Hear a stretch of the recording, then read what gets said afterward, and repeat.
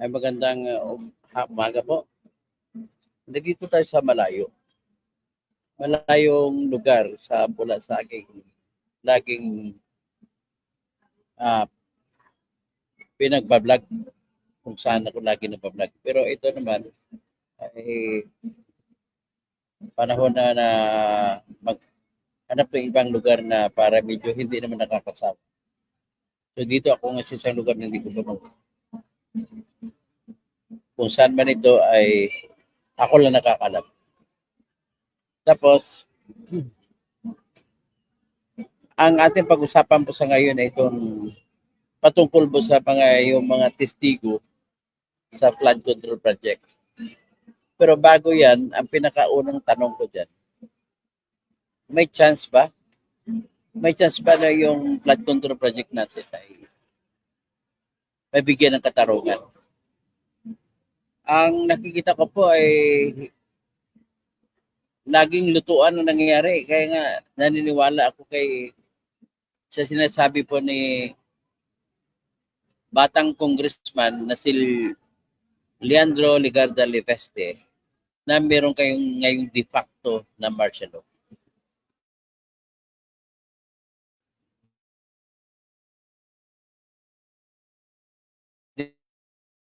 De facto na martial law, ang sense niya ganito.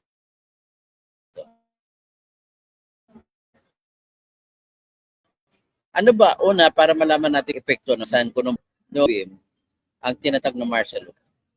Proclamation number 1081. Well, nagulantang ang lahat kasi hindi na alam ng lahat kung anong ibig sabihin ng martial law. So may nakikita doon ng ibang makita mo na maraming pinahuli si Marcos Sr. Mga pinahuli niya ng mga kalaban. Lahat po na pinahuli niya kalaban, wala siyang pinahuli na kakampi. Sa mga kalaban ng hinuli niya, puro lahat sa politika. At sa pinaka number 1 na tao na hinuli niya ay walang iba kundi si Benigno Ninoy Aquino Sr. Katapos nun, pag nahuli niya, ay kinulong niya sa militar na kulungan. Hindi naman military si Ninoy. Pero for the first time ever, ay binaboy niya, binendalo niya yung court martial. Ang court martial kasi para lang yan sa mga sundalo. Ang nililitis dyan ng mga sundalo lang. May mga kasalanan ng mga kagaya ng na mga conduct unbecoming an officer and gentleman. Kagaya ng ginagawa ni Jay Tariela. Ang problema lang hindi siya military officer. Ang Coast Guard kasi hindi military officer, pero pwede siya makasampa ng kaso sa teorya na tinatawag na conduct prejudicial to the best interest of public service. So anyway, ang tutok lang natin ngayon ito yung mga testigo ng bayan. Sino-sino na ba ang ginagawang testigo ng bayan? Ang ginawa so far po sa ngayon ay si Henry Alcantara na regional na district engineer ng Bulacan First District.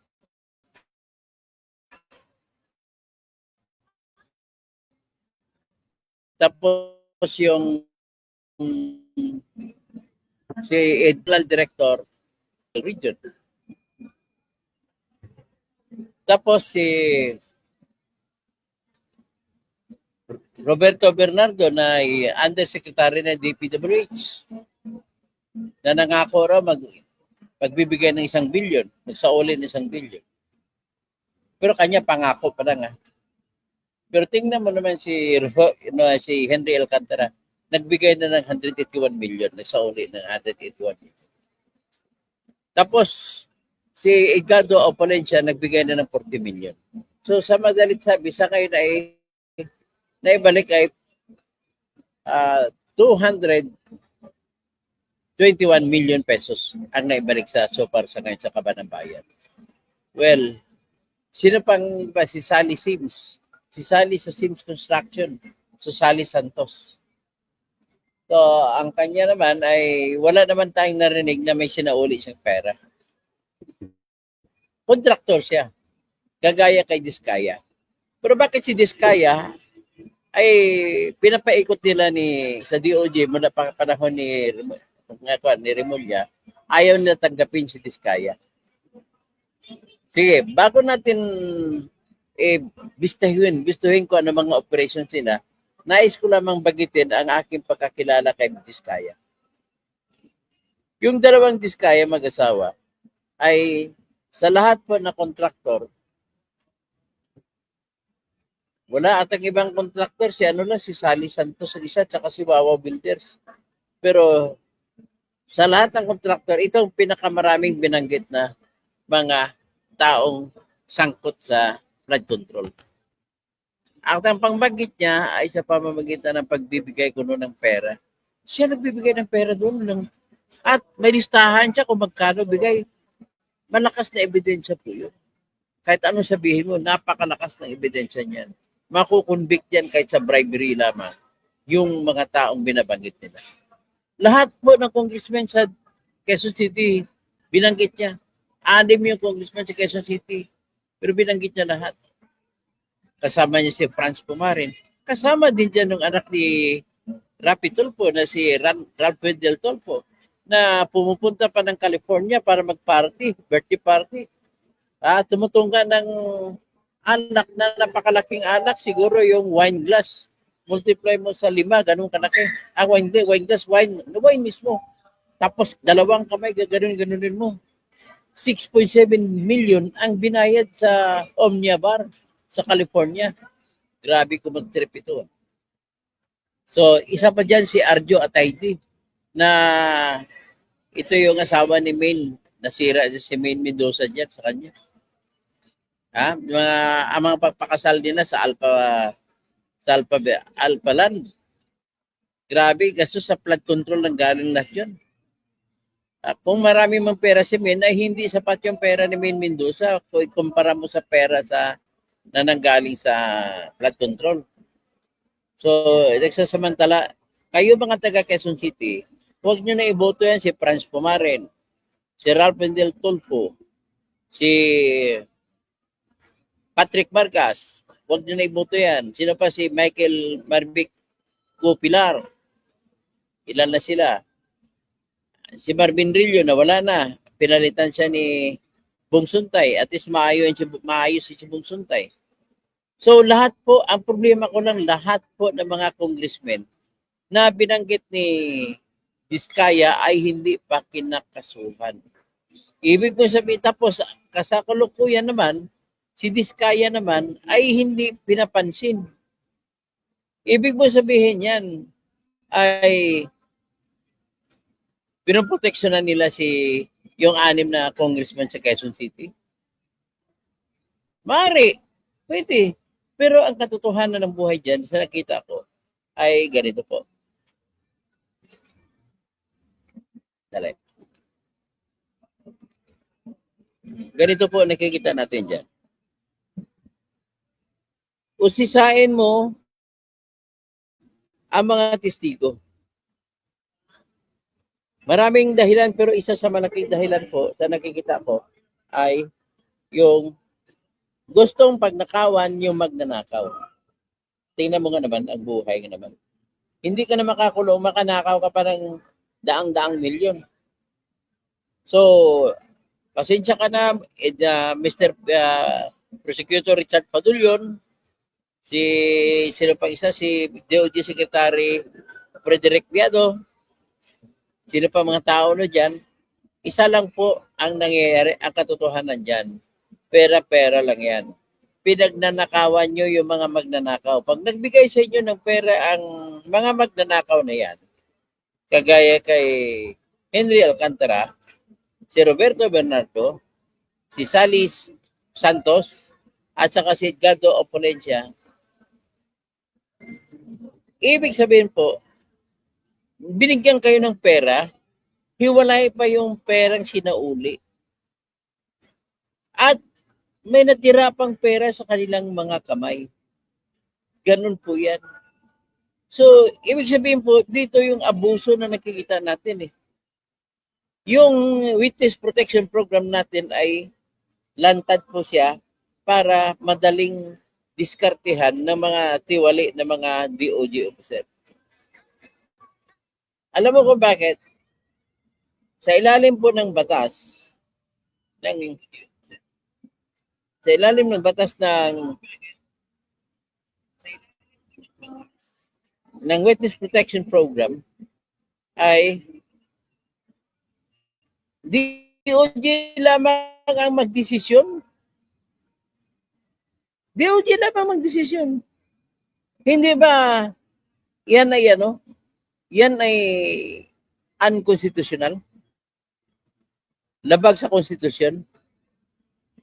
Ngayon, nais ko lang idiin po na ang aking nasagap na balita, talaga po na ginagawa nila ay may sindikato sila dyan na DOJ lang magsasabi kung sino ang pwedeng magiging state witness kapalit ng bigyan sila ng pera. Halimbawa, kagaya kay Henry Alcantara, nagbigay siya pauna na 40 pauna na 110 million, 111 million. So,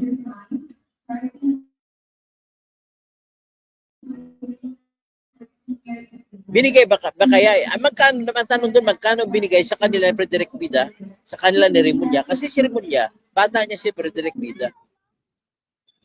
So ngayon, bakit pinupursige nila yung ganong sistema? Sinasamantala po nila yung batas. RA 6981. Basahin muna natin ang batas ng Republic Act 9A. RA 6981.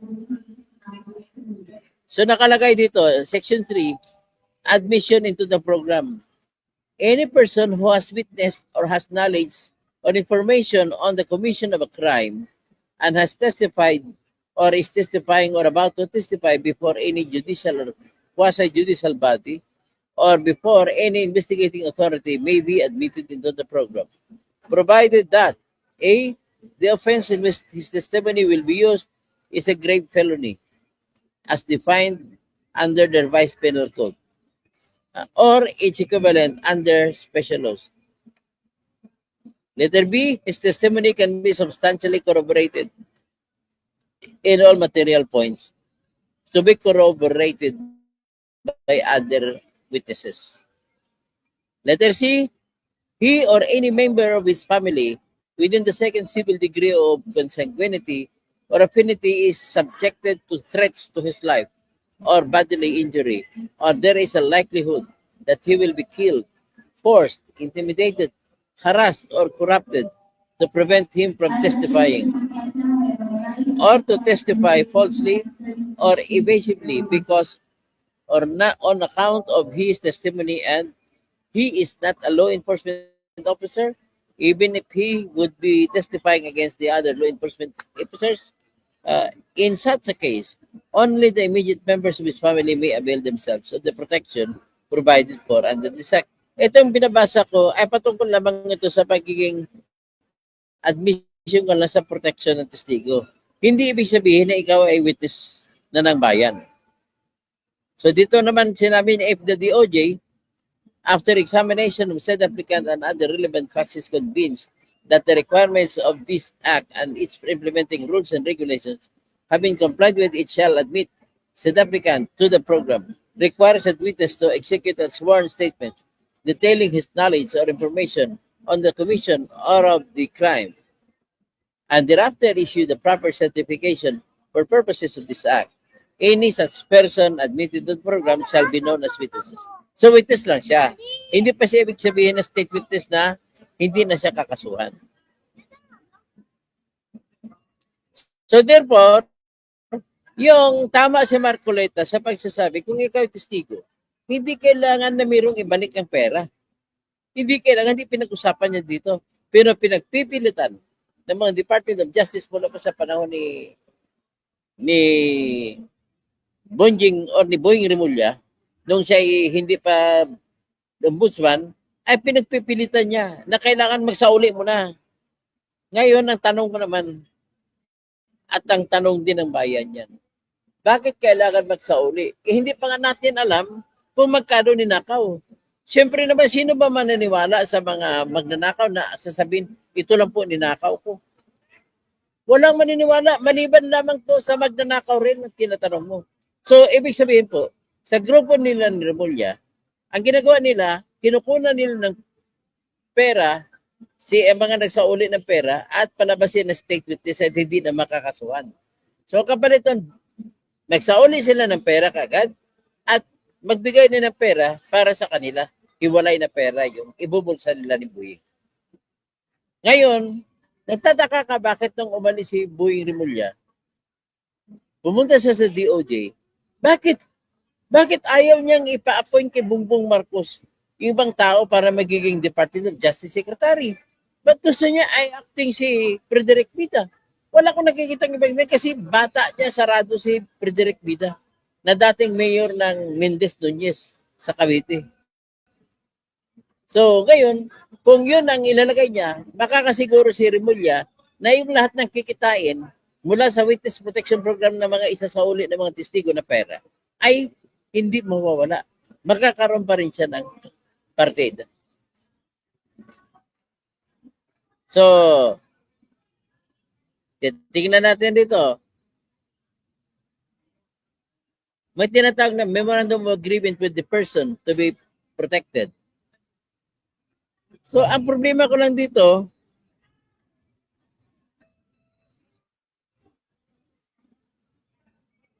iba yung section ng state witness. So, sa memorandum of agreement, yan ay kasunduan sa kita ng testigo at saka ng Department of Justice. So, ang ibig sabihin dito, tama ba ito na Department of Justice lang mag-decision tapos dadalhin sa usapin na Section 10, state witness, at kung maging state witness ka, hindi ka na magkukulong. So, kapalit ng, halimbawa, nagnakaw ka ng 3 billion, isinauli mo yung 200 million, binigyan mo na si Remulla ng 100 million, hindi may tatakbo ka pa, hindi ka pa makukulong. Ganun po nangyayari sa atin. Kaya nakalagay po sa Section 10, state witness, any person who has participated in the commission of a crime and desires to be a state witness can apply and if qualified, determined in this act and by the department shall be admitted into the program whenever the following circumstances are present.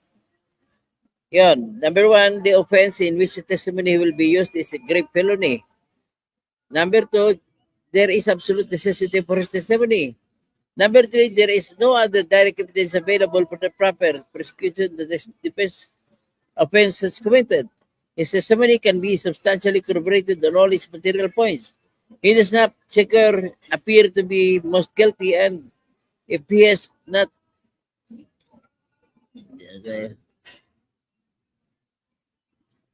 accused discharged from an information criminal complaint by the court in order that he may be a state witness pursuant to Section 19 and Rule 119 of the Revised Penal Court, rules of court of the court, may upon his petition be admitted to the program. So, ito ngayon ang pinaka-problema natin. Ang problema ngayon ang DOJ. Pagtapos sumaproban ng DOJ, wala na, automatic na. Pero, hindi naman ibig sabihin na wala ka ng chance kung ikaw ay testigo na nakagawa ng krimen at gusto mo tumistigo. Apply ka sa court direkta. Huwag ka sa DOJ. Pero ang puntos ko rito ay nagiging labag sa konstitusyon nito kasi unang-una, ang konstitusyon natin ay nag-utos na dapat ang mga biktima dapat po ang mga katarungan na makukuha natin. So paano natin makukuha ang katarungan kung nagkukutsabahan ang mga state witness at saka yung taga-Department of Justice? Di ba? Ganun talaga ang pinaka-problema natin. So, as of now, I am saying na talagang ipaglalaban nila ni Boying Remulla kasi kasabat pa rin si Boying sa diskarte nila na kukunan. Sa ngayon, nabigay si Edgardo Opolencia, 40 million. Magkano kayo ninakaw ni Opolencia? Hanggang ngayon din natin alam. Idideklara ba nila yan? Tapos ikakapitalize nila ang tinatawag ng confidentiality rule? Mukhang hindi asiwa sa Constitution yan. Biro mo magnakaw ako 1 billion. Isa uli kong 100 million. Ibigay ko kay Buing ni Mulyat saka mga kasama niya yung 100 million. Eh di ligtas na ako. Gagamitin ko yung pera na ninakaw ko. Grabe. Ganun po nangyari. Ang nangyari, nakawan ang magnanakaw. Tapos kung makanakaw pa sila, wala pang ebidensya para makulong sila. Grabe. Matindi talaga. So ngayon, yan po ang nakita natin na mga pang-depensa sa mga pangyayari. So ibig sabihin, maliban po sa kumita sila dito, ay ginagamit pa rin nila na panangga kay Bongbong para hindi pakasuhan si Bongbong. At panangga rin laban kay Romualdez. At para hindi pakasuhan si Romualdez. Saka si Bongbong. Di ba? So, that double purpose. Grabe naman ito. Kikita ka na, sasanggain mo pa si Bongbong, at saka sa gana naman, o sa side ng mga nabigyan ng pagkakataon, kikita sila na malaki. Akalain mo, para naghatag lang sila. So, paano natin yan? Ipapalab talaga natin ito sa susunod na pag-usapan natin ng gusto. Ngayon, hanggang ngayon po si Diskaya ay hindi inaprubahan. Kasi wala siyang alok na paunang alok. So, paano na ngayon yan? Kasi ang katwiran naman ni Diskaya, mga lihitimo daw ang kanyang mga proyekto. Ngayon, hindi naman ako maniwala dyan. Pero kung magiging honest ka lang, tutulungan pa kita. Sige, nandyan na muna tayo ngayon, no? At magandang umaga. Nandito tayo sa malayo. Siyempre, maraming mga maghingi ng balato dyan sa kanila. Frederick Vida, I'm asking you, ano nangyari dito? Richard Padulyon, magkano kinita niyo ni Vida? At magkano binigay niyo kay Remulla? Kasi si Remulla, bilang ombudsman, lahat ng mga kaso na i-prepare sa Department of Justice ay ipapasa sa ombudsman. Si Remulla din na magdidesisyon. Nako. Ganun nga mangyari. Okay, mag-shoutout lang muna ako, ha? Yeah, Dennis Kausing, kapatid ko. Si Galaxy, good morning po, sir. Watching from Singapore. MC Kaasi. Kinikilan. No, tama, yan tamang term, kinikilan. Kinikilan. Mas importante sa kanila yung pera. Doble kita sa pagbayad. Sila, bayad ni BBM, lagay na ng mga witness, pati mga pangasangkot na congressmen. Okay, sino pa? Encantadios.